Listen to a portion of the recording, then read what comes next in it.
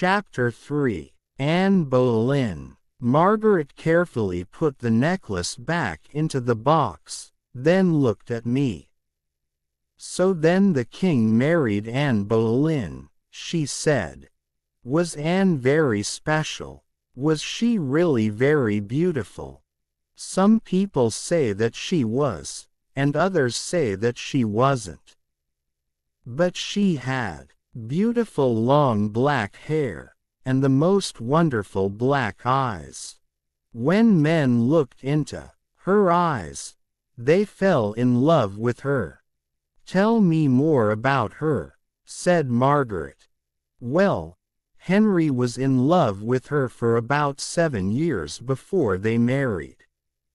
7 years. Yes, it took a long time to divorce Catherine, and Anne wanted to marry the king and be his queen. She didn't want to be just his mistress, like the other girls. "Did the king have a lot of mistresses?" asked Margaret. Her eyes were round with interest. "Oh yes," I said, smiling. "Kings can do what they like, you know. But people say that Anne was very clever. She said no to the king, again and again, and so he had to marry her to get what he wanted." "And how long were they married?"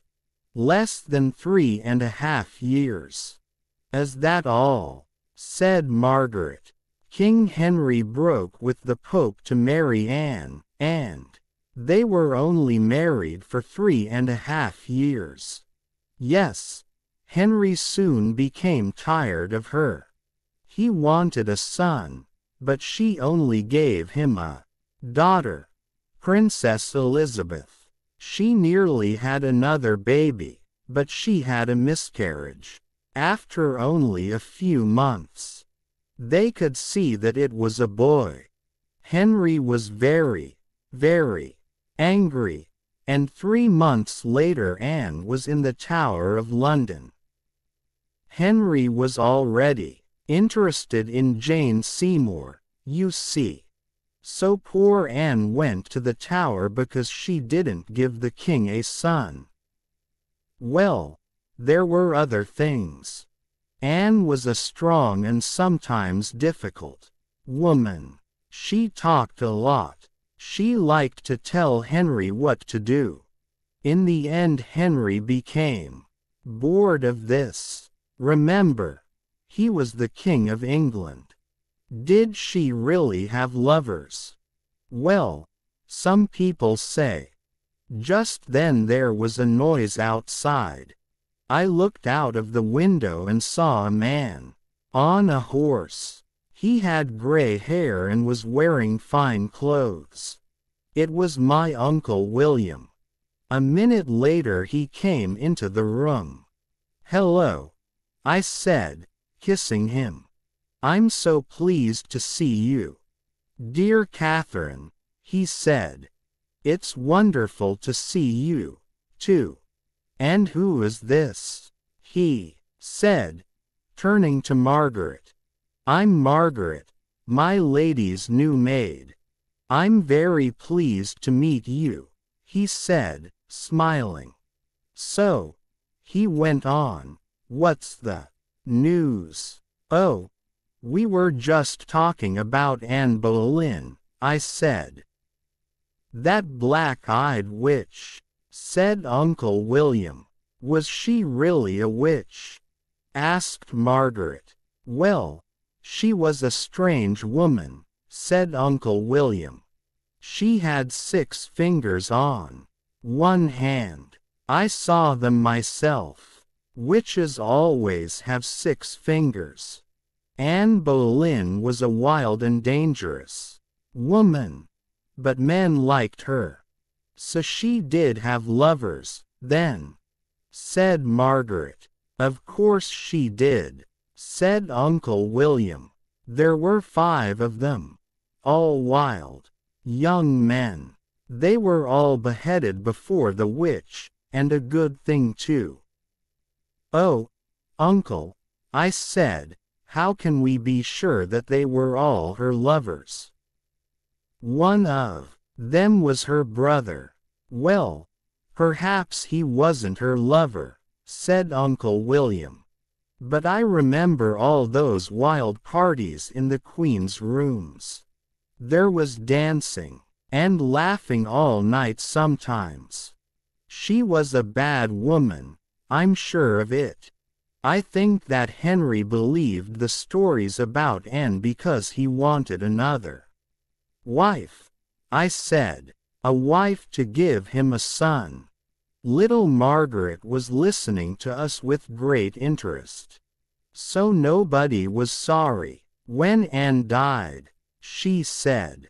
No, many people were pleased, said Uncle William. She had a lot of enemies. Then he looked at both of us. But why are you talking about Anne Boleyn? That's very old news. I found this old box of Henry's at Whitehall Palace, I said. Inside there were letters from each of Henry's wives, and Margaret wanted to know all about them. Where's the one from Anne Boleyn? Said Uncle William. He opened the box. On the table. I want to read what she wrote to her dear husband. Ah, here it is. The 18th of May 1536, that's the day before she was beheaded. He began to read the letter aloud. Dear Henry, this is my last letter to you. Tomorrow I am going to die. When you open this letter and read it, I will be dead and buried.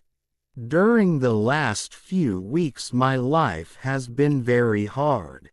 I have been very afraid and very lonely. I have walked around my room, thinking of you. I wanted you to take me away from this terrible prison. But now I know that I am going to die. I feel calm. They tell me that you have spoken angry words about me.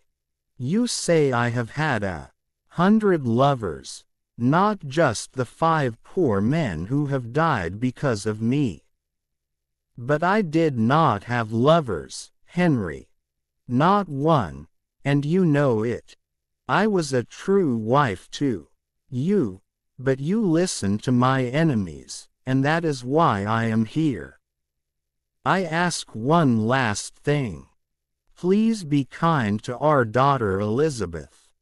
Do not be angry with her because of me. She is so very young, not yet 3 years old. I am sending a gold necklace to give to her. It will help her to remember me.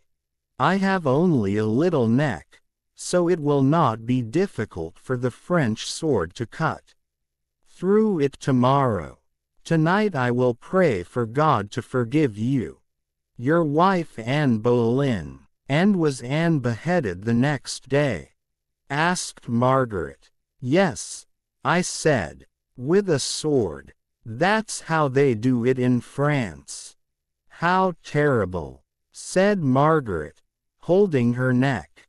Well, I know that Henry did the right thing, said Uncle William. Anne Boleyn was no good. She wasn't a real queen. Not like Catherine of Aragon. He stood up. I must go, he said. This is all very interesting. But I came here to talk to your brother. I'll go and find him.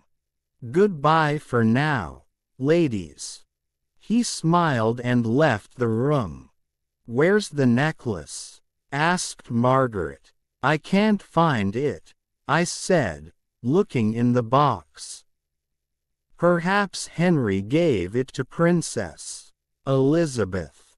Perhaps she looks at it sometimes and thinks of her mother.